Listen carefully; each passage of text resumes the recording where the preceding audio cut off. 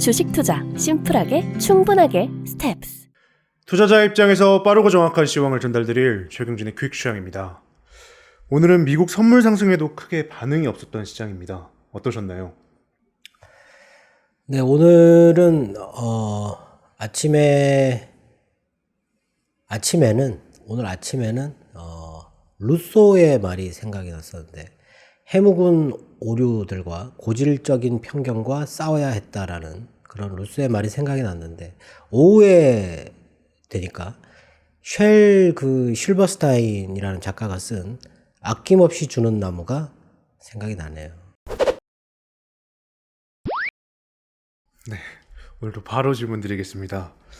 금요일 미국의 변동성은 옵션 만기 때문에 다시 커졌던 것 같습니다. 오늘의 분위기는 어떤가요? 금요일날 기대와 우려했던, 네, 그게 오늘 현실이 됐죠. 우려가 현실이 됐는데, 좀 준비를 좀 해야 되지 않을까.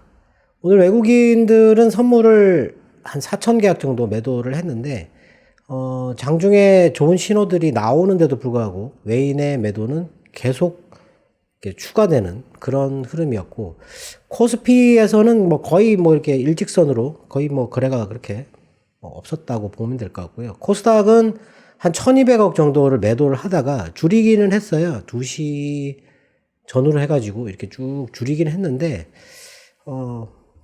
별로 기대할 만한 건 없었다. 오늘 사실 이렇게 시황에 대해서 별로 할 얘기가 없어요. 바뀐 것도 없고, 나온 것도 없고, 그래가지고, 네.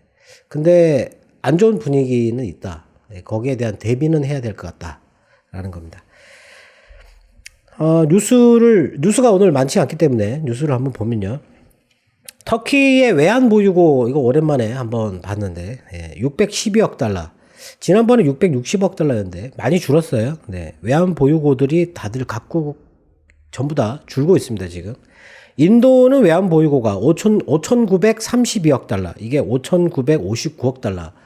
얼마 전까지만 해도 이게 한 6,200억 달러 정도 됐었는데 계속 줄고 있습니다. 근데 인도 같은 경우는 지금 에너지 구입 때문에 돈을 어마어마하게 쏟아붓고 있고, 미국의 베이크 휴즈 총장비, 오일 채굴 장비, 이게 728개, 지난번에 714개였는데 늘었고, 오일 의장 조사에서 나오는 것도 576개로 지난번보다 늘었다. 네. 그리고 러시아가 핀란드에 가스 공급을 중단한다고 통보를 했어요. 네, 이미 할 것 같다라고 얘기를 했었고, 근데 오늘 노르웨이에 국영 에너지 기업이 있어요. 가스코라고 하는 기업이 있는데, 이 회사가 갖고 있는 LNG 공장이 2020년도에 화재가 나가지고 더 이상 가동을 안 하고 있었는데, 요거를 가동한다고 합니다. 네. 이게 유럽에서 제일 큰 LNG 공장이거든요. 네. 요거 가동하면 조금 낫다, 이런 얘기는 있습니다. 네. 그리고 AP통신에서 바이든의 정책 긍정적인 평가, 여기에 지지율이 39%가 나왔어요. 네. 최저치. 경제 평가에 대한 긍정적인 답변은 20%가 나왔습니다. 20%. 네. 이거 어쩌려고 이렇게 하는지 모르겠는데, 하여튼 외교는 잘 하고 있습니다, 지금. 네. 그리고 유럽하고 북미에 갑작스럽게 원숭이 두창이 확산되고 있어요. 예. 지금 15개국에서 지금 빠르게 발견되고 있다라고 얘기를 하고 있는데, 바이든이 언급을 했습니다. 이 백신을 찾고 있다고. 예. 천연두인데 원숭이들한테 발생하는 천연두예요. 이게 지금 사람한테 감염을 일으키고 있습니다. 근데 여러 학자들 말은 팬데믹까지는 안 간다. 예, 전염력이 약하다. 이런 얘기는 하고 있습니다. 근데 이거 애들은 좀 조심해야 되겠죠. 네. 그리고 바이든이 우리나라 와가지고, 네, 우리는 별로 얻은 게 없는 것 같아요. 네, 없는데 현대차가 조지아에 55억 달러 투자를 한다고 했어요. 네. 그런데도 오늘 현대차는 그렇게 많이 오르지는 않았다. 그리고 러시아 교통부 장관이 서방 제재로 러시아의 물류가 사실상 파괴되어 있다. 뭐 이렇게 얘기를 하고 있는데 아시아 쪽으로 가는 물류망을 지금 찾고 있다. 이렇게 얘기를 하고 있어요. 네. 뭐 이런 얘기가 있었고 그리고 인도가 물가 안정 위해서 2조 루피 우리나라 돈으로 하면은 뭐 30조 정도 되나요? 하여튼 뭐 그 정도 된다고 하는 것 같은데 추가로 재정 지출을 할 것처럼 그렇게 고려하고 있다 이런 얘기를 했었고 그리고 오늘 그 중국이 식량 안보 위해 가지고 식량 안보를 위해서 그 100억 위안 우리나라 돈으로 한 2조 가까이 되는 돈을 농업 보조금 지원을 한다고 했는데 작년 7월에 이미 200억 위안을 지원을 했었는데 또 지원을 한다고 했어요. 지금 현재 이 국가통계국에서 발표한 4월 요소 가격이 연간 전년 동기 대비 32.7%가 올랐고 복합 비료의 가격은 55.2%가 올랐다. 네. 이런 거 보고 이번에 또 비료 기업들 실적 보면은 엄청나게 서프라이즈하게 나왔는데, 네. 하여튼 뭐 중국은 지금 식량 이거 안보를 계속 강조를 하고 있어요. 그리고 오늘 중국이 그 인민은행이 위안화 고시환율을 아침에 10시 전에 발표를 하거든요. 예. 그때 위안화의 환율이 6.69 위안이었는데 1달러에 오늘 고시환율이 6.6756이에요. 6756. 고시환율하고 시장환율하고 이렇게 괴리가 크게 발생하는 경우가 그렇게 많지 않거든요. 네. 근데 오늘 좀 컸어요. 컸는데 2시 반에 이 6.69 위안이 갑자기 6.66으로 떨어지거든요. 그때 우리나라 시장이 반등을 쫙 이렇게 올라갑니다. 이렇게. 근데 외국인의 선물 매수는 떨어지고 그리고 그 이후에 우리나라 환율이 갑자기 크게 떨어지죠. 이렇게. 네.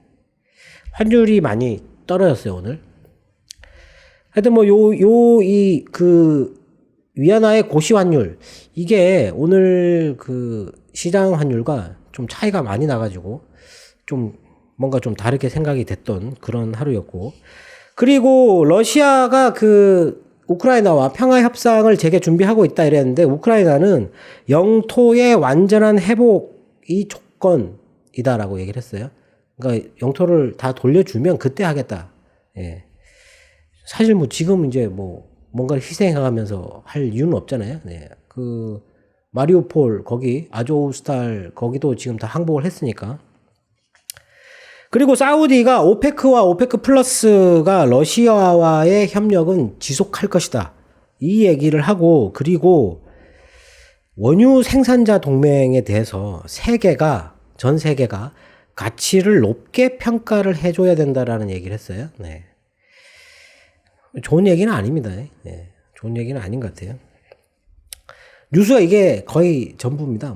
뭐 세부적으로 그리고 바이든이 일본으로 갔잖아요. 일본으로 가가지고 일본이 유엔 안보리 상임이사국에 진출하는 거를 전폭적으로 지지한다고 얘기를 했습니다. 네.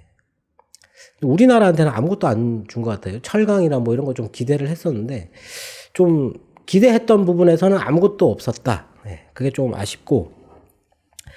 그리고 뉴스가 이제 거의 다 나왔는데 요거 하나는 또 있어야 될 것 같아가지고 이번에 그 바이든이 와서 한미 공동 성명을 보통 이제 이 국가 대표 정상이 올 때 미리 이제 어떤 합의를 하거든요. 합의를 하고 공동 성명을 이런 걸 하자라고 얘기를 하거든요. 그리고 나서 회담이 끝나면 그걸 발표를 하죠. 네, 발표를 하는데 거기에 대만 문제가 거론이 돼 있어요. 한미 공동 성명에 대만 문제가 거론이 돼 있다. 여기에 대해서 오늘 중국 언론이 상당히 좀 과도한 그런 반발을 했죠. 당연히 뭐 미국이 대만에 대해서 얘기하는 것도 그렇고 대만에 최근 그 미국의 고위 정치인들이 이렇게 많이 갔잖아요. 예, 그거에 대해서 상당히 안 좋게 생각하는데 하여튼 뭐 그런 얘기를 했고 항구시보에서도 강도 높은 비난을 했고 왕이 외교부장도 거기에 대해서 우리나라에 대해서 뭐 상당히 안 좋은 얘기를 했어요. 네. 뭐 무기가 많다는 식으로 우리한테 어떤 뭐 이렇게 경제적으로 공격할 아니면 정치 외교적으로 공격할 무기가 많다는 식으로 얘기를 했고 IPEF 이거는 뭐 실패할 것이다 이렇게 얘기를 했어요. 뭐 IPEF 가입하는 거야. 그 뭐 경제 뭐 연합체니까 그런 거는 할 수 있는데 이 공동성명에 대만 문제가 들어간 거는 중국을 자극할 수밖에 없다. 예. 요거하고 같이 오늘 그 한국 경총에서 우리나라 산업용 원자재가 중국 의존도가 33.4%라고 또 얘기를 했어요. 예. 왜 이걸 또 하필 오늘 또 발표를 했는지 모르겠는데. 그리고 중간재 그 수입 의존도 중국에서 수입하는 거 요게 28.3%인데 중국 의존도가 가장 제일 높아요. 다른 나라들에 비해 가지고 월등하게 높습니다, 이게. 예. 33% 그리고 28%. 당연히 중국이 뭔가 무기로 사용할 게 많은 거죠. 네. 이런 것들이 만일에 그 현실화가 된다 그러면 우리나라는 조금 시장이 이게 상방으로 볼 수 있는 게 좀 제한되지 않을까 싶습니다. 그래서 일단 오늘 우리나라 시장이 좀 그렇게 뭐 이렇게 그 나스닥 선물이 1.3% 이렇게 올라가고 있었는데 물론 뭐 금요일 날 우리나라가 뭐 그렇게 나쁘지 않았으니까 예. 그랬던 것도 있겠지만 오늘은 상당히 조금 뭔가 이게 좀 그 정상회담도 있고 이랬으면 분위기가 좀 좋아야 되는 건데 분위기가 그렇게 썩 좋지는 않았다. 네. 그럴 만한 이유가 예, 있죠. 네. 네. 오늘은 말씀처럼 환율이 크게 하락했습니다. 이 정도 하락이면 우리 시장이 상승 쪽으로 방향을 튼다고 봐도 될까요?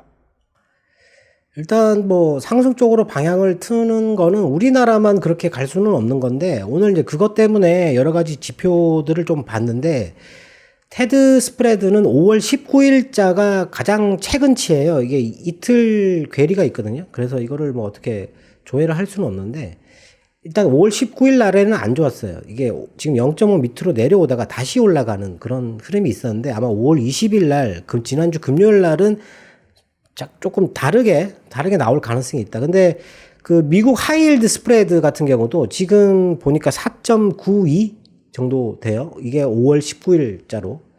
최근에 한 달 전에 이게 3.5였어요. 3.5%. 3.5%였는데 한 달 동안 4.92가 됐어요.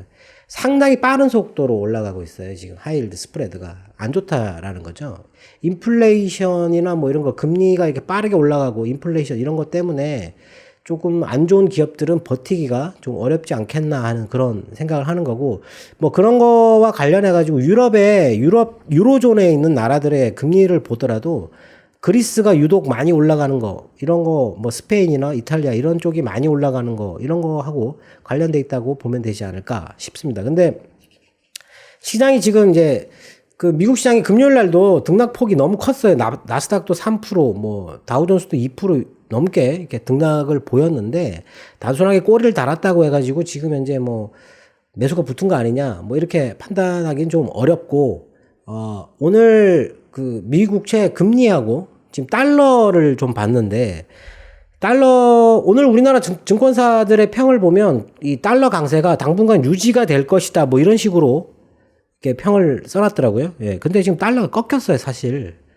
예. 달러가 꺾였다라고 제가 몇 번 말씀을 드렸는데, 달러가 지금 이제 코로나 때 발생했던 그 달러 인덱스가 103이었는데 지금 105를 찍고 내려오고 있는 중이에요. 근데 오늘 아침에 102.8을 넘었었거든요.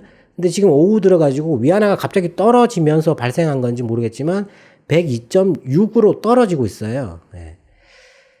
그리고 파운드화도 강세고 유로화도 강세고 이거가 이렇게 된다라는 얘기는 달러가 지금 현재 약세로 가기 때문에 다른 나라들의 환율이 그렇게 반대 방향으로 움직이고 있다라고 봐야 될 것 같은데 만일에 위기다. 그러니까 금요일 날 그렇게 변동성이 또 커지고 아직도 뭐 시장이 뭐 여기서 더 빠지고 10% 20% 더 빠지고 그런 위험을 느낀다. 경기 침체가 필수가 될 수밖에 없다. 이런 생각을 한다면 미국 국채를 많이 사겠죠. 위험이 만일에 어떤 위기 때문에 시장의 분위기가 그렇게 형성된다 그러면 미국 국채가 안전자산이니까 그거를 많이 산다라는 거죠. 그러면 미국 국채 금리는 떨어지겠죠. 이렇게.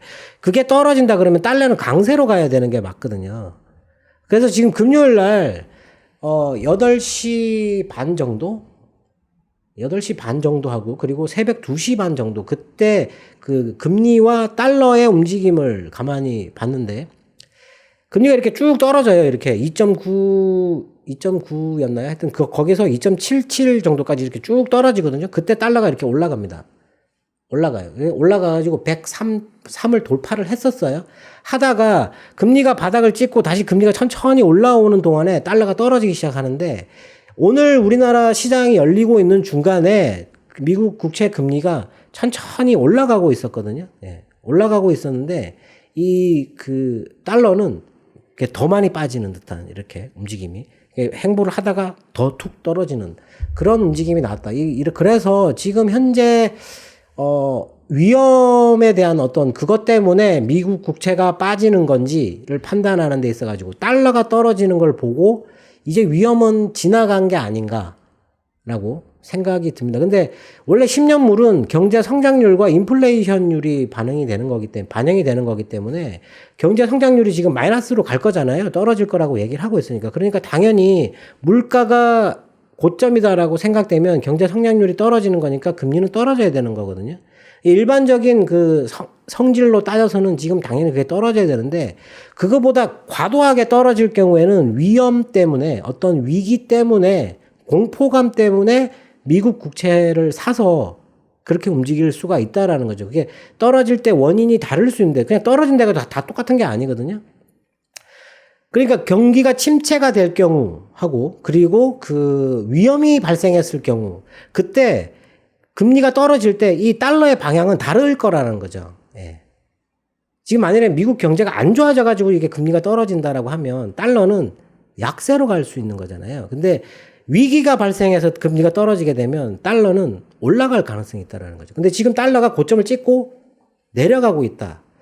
그 다른 경제 지표들이 다 안 좋았는데 달러가 너무 높다라는 게 지금 현재 고점이다라고 생각되는 게 지금 지수가 바닥에서 벗어날 수 있는 어떤 그런 유일한 한 가지 긍정적인 요인이다라고 생각했는데 오늘 시장은 그렇게 움직여 간 것 같다. 예. 이렇게 봤는데 우리나라 시장은 지금 이제 그거를 대비를 해야 돼요. 중국의 보복에 대해서. 네. 댓글에 제가 뭐 친중이라고 이렇게 쓰셨는데, 예. 네. 일단 오늘 지금 준비를 해야 되는 게 뭐냐면 제가 금요일 날 말씀드렸는데 오늘 아침에 중국이 만약에 보복할 경우에 우리나라가 이렇게 직접적으로 피해를 볼 수 있는 그런 쪽을 찾아야 된다라고 말씀드렸는데 자기가 갖고 있는 주식에 그 전자 공시 시스템에 하면 기업들 공시가 있어요. 그 공시에 들어가면 사업 보고서가 나오거든요. 사업 보고서에 보면 중국 공장이 있는지 없는지가 다 나와요. 예. 그러니까 부동산을 어디에 얼만큼 공장을 어떻게 갖고 있다라는 거를 다 쓰거든요. 그거를 한번 확인해 봐야 됩니다. 자기가 갖고 있는 주식에 대해서. 예, 그런 거랑 그리고 원자재를 중국에서 얼마나 조달하고 있는지 예, 그런 거를 조금은 챙겨서 봐야 할 때가 아닌가. 예, 그렇게 본다면 우리나라 오늘 지수의 흐름을 보고 우리나라 지수가 박스권에 이제 갇힐 건데 이제 박스권에 갇힐 거라고 생각합니다. 지금까지 계속 박스피 얘기했는데 저는 박스피라는 말을 별로 좋아하지 않는데 박스권이라는 거는 주가가 빠질 수 있다라는 거죠. 박스권이라는데 누가 주식을 사겠습니까? 당연히 주가가 빠지는 거죠. 예. 그래서 박스피라는 말을 믿지 않는데 아마 지금은 이제 박스피에 들어갈 수 있다. 그러니까 상단이 어디냐 그거를 오늘 한번 가늠을 해보려고 했는데 그렇게 멀리 보이지 않습니다. 예. 그게 좀 안 좋은 점인데 일단 중국을 주시를 하고 있어야 된다. 그리고 거기에 대한 우린 투자를 하고 있기 때문에 거기에 대한 대비를 해야 한다. 예. 오늘의 요점은 그것입니다. 오늘도 투자자분들의 궁금증이 해소되었길 바라겠습니다. 네, 박스권이라는 게 상당히 안 좋은데, 네. 개별 종목 장세가 매우 심해질 거다라고 생각하면 될 것 같습니다. 지금까지 최경준의 퀵시황이었습니다. 감사합니다.